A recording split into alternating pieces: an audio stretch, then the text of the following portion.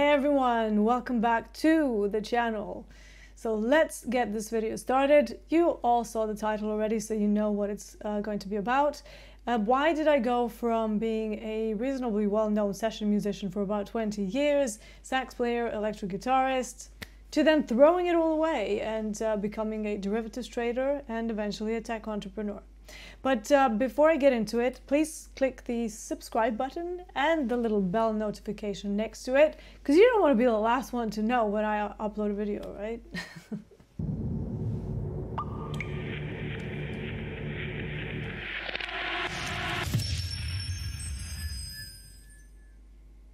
So why did I choose to change careers and to become a trader? What could have possibly led me to this crazy decision to give up a 20-year strong session musician career where I performed for people like Rod Stewart, Andrew Lloyd Webber, Ministry of Sound, Head Candy, traveled the world, to becoming a derivatives trader and ultimately just sitting in front of a computer and creating systematic trading systems? Now, some of you who have been with me on this Blahtech journey for a while, you have figured out the connection between my stage alter ego.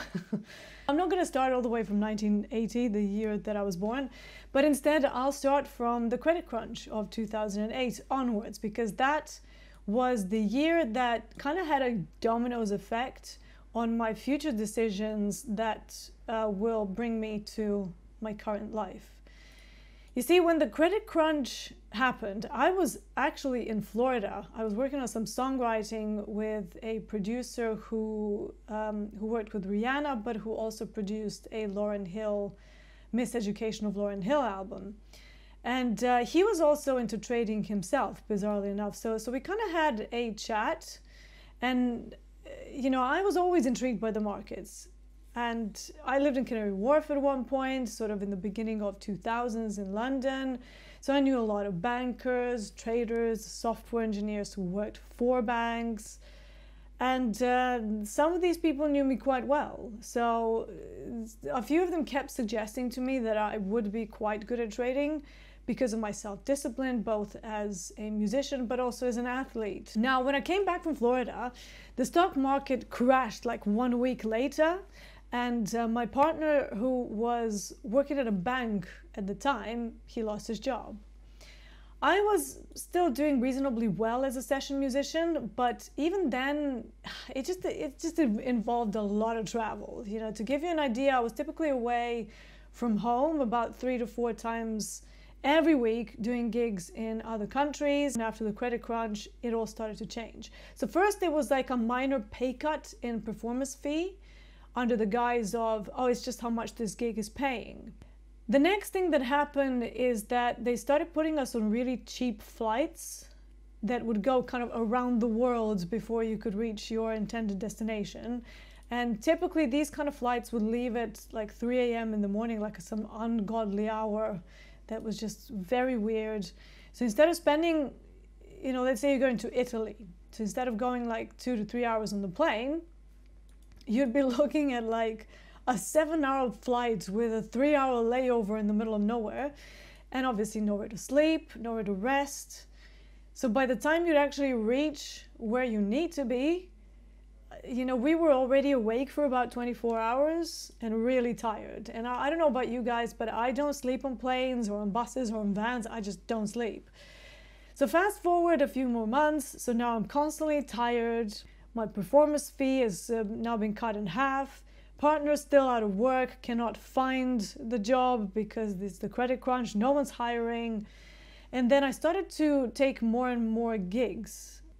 There was this like one particular gig, I think it was about a year into the credit crunch, so we're like well into 2009. I went to a gig in Europe, and there was like a slight mishap with scheduling of plane times. The flight was another one of those detour flights, which we kind of got used to at that point. And it was in Croatia. So it took us about 6 hours to reach Croatia. And then it turned out it was another 2.5 to 3 hours in a van to get to where we were going. When we arrived, we only saw the hotel where we were supposed to spend the night for like a minute. There was no time. We had to do some interviews, then the sound check, then the tour manager had to like put up all the branding and the inflatables. So anyways, we're all super tired by the time the gig happens. Like none of us had slept for about 30 hours at this point. So we finished the gig at around 2 a.m. and we're all like, oh my God, I just cannot wait to get to the hotel. I just want to crash, like I'm so dead. And because I speak the language, I was appointed like translator. So I turned around to our driver and I said, okay, we're ready to go to the hotel. He turns around and he goes, hotel?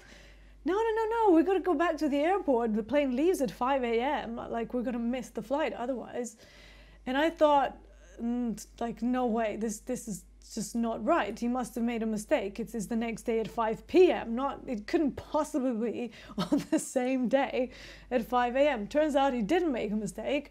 And instead of a hotel, we're now once again in a van, another, 2.5 hours, no sleep, no food, and then back onto another 6-hour flight, which was delayed, and then it turned into an 8.5 hours flight. So they kept us on a plane even longer. So why did they keep us on the plane? Well, it was 2009, and there was an outbreak of this thing called the swine flu, right? And it was causing great concerns.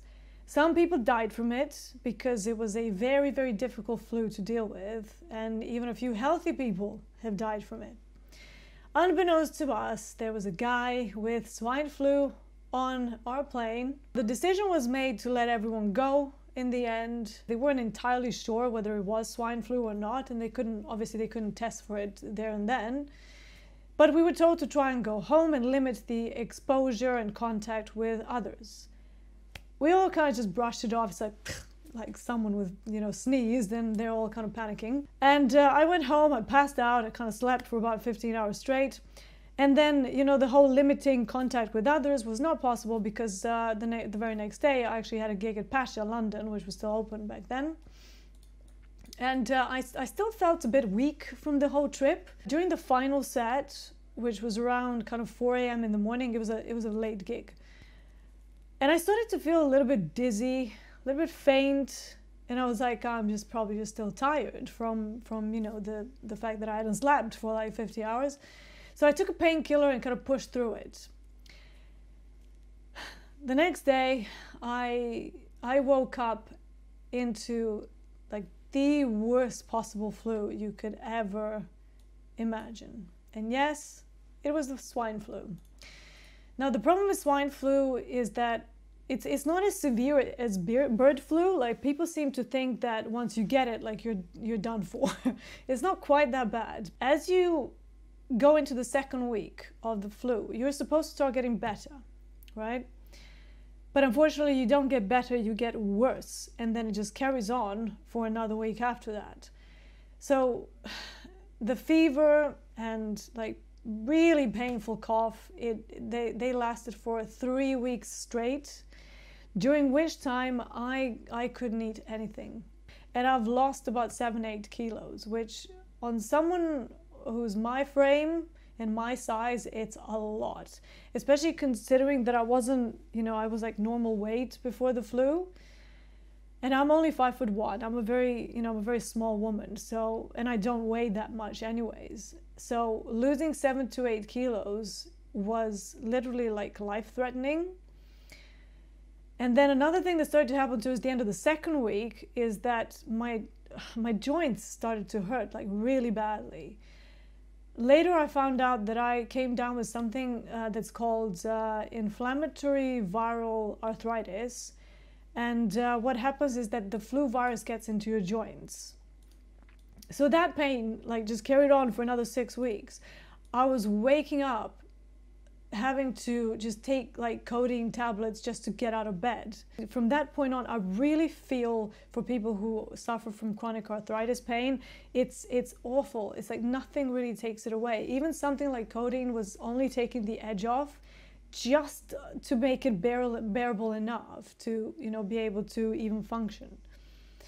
My quality of life during that time had degraded so much to, the point that if I do end up dying from this, it will be fine. I would have been fine. I was kind of half conscious throughout this whole illness. And as that was happening, I started to question my life choices and how I had even allowed myself to get into this situation, because it was my fault, you know. It was my decision to remain true to my first vocation, and, you know, to follow that passion that I had for music. And then I had to take time off because of swine flu and the aftermath of swine flu. So we had to rely on our savings at one point, because I couldn't work, my partner still couldn't find a job, no one was hiring. There was no timeline of when either of us could go back to work. I was ill, so I didn't know whether I would even be able to go through a gig. It's a very physically demanding thing to, you know, jump around on stage for about 3-4 hours in a session. So, you know, we had to buckle down, and then I started to re-examine my own future and whether I could see myself doing these gigs. Once I was well enough to be able to even go back to doing gigs, my whole way of thinking had changed. I never shied away from doing things like learning new skills, spending about 2 to 3 years learning something new, and then trying to make a part-time income from it, something that doesn't take too much of your time. And I was taught to do that. Like, my dad always kept saying, just let it drip from all sides, which in many ways I kind of didn't follow at the time when I was a musician. But anyways, one day, with all of this on my mind and me kind of trying to find a new career and something else to do, to see whether I could find another dream, another vocation, I was talking to a trader friend who knew what I was going through, and he said, well, you know, I told you before, you should get into trading. I'm willing to help you out and to get you started. So we had this long conversation. He mentioned something like morning momentum, price action, order flow. I mean, at the time, I obviously had no clue what any of those terms meant. And to be honest, I was a musician to the point that it was my identity. So me doing something else, it required a huge leap of faith on my part. And a part of the problem there was that I didn't really believe that I could do anything else successfully. So that was my own kind of self-limiting belief that I really had to break through. The first time I ever saw charts and candlesticks, they reminded me a lot of music note sheets. But it still took me, to begin with, probably a solid 2 years before I was confident enough to actually try and get a prop trading job.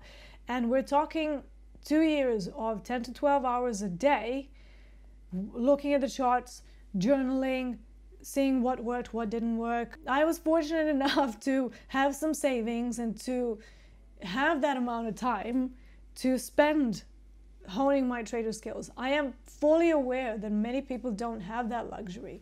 You know, many people have families to provide for, many people have full-time jobs and lack of savings.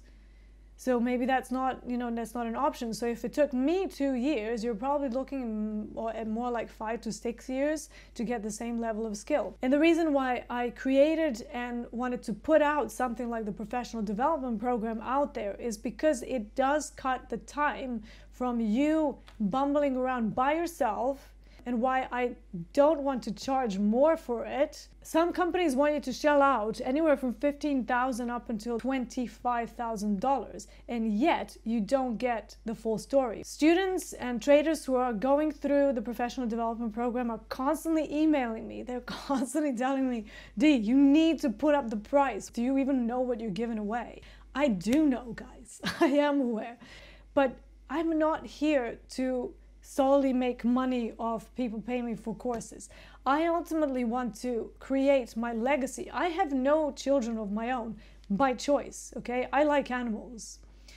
And I give a lot of money to charities to shut down puppy mills, to various rescues. One of my dogs is a rescue from Battersea Dogs Home. And, you know, that's my huge passion. So I will never have children of my own. And I want to leave a legacy that will make a difference. So rather than trying to spend like 7-8 years and a hell of a lot of money on terrible education, promising you that they will make you into a trader in like a week or 3 months or whatever, that's not what I'm here to do. I myself first started with supply and demand trading, and I had my first successful year in 2011 when my trading income vastly exceeded whatever I was making as a musician for the first time. I did back testing, demo trading, and forward testing for about 6 months before I started trading live. At first I was independent, so I traded just my own cash, and it really wasn't until 2013 that I made my first big money. And I remember it very clearly. It was April and the Bank of Japan announced their quantitative easing program, and that was the first time that I started trading anything else apart from Euro-dollar. And I traded USD yen and Euro yen, and I managed to make just shy of $250,000 by the end of 2013, which was like an insane amount of money at the time. But it wasn't all peachy and super smooth because I went to get a prop trading job after that to scale my trading capital even further, because well, we had some expenses, we had some debts to pay, some mortgages, and a whole bunch of other things, which, you know, we decided to kind of cover with this new income of mine. And then I went to trade for a prop trading company, and it really wasn't all super smooth. I can say now that I wasn't prepared to trade an institutional size account. It came with a whole host of new challenges that I didn't expect, and I did mess it up royally. But I'm gonna leave that part for next time because I don't want this video to be super long. So for now, thanks for watching, guys. Don't forget to subscribe. Let me know your thoughts. Let me know what your trading journey was so far and what your challenges were. I'm really looking forward to reading all of your comments. So check you guys in a few days. Safe trading.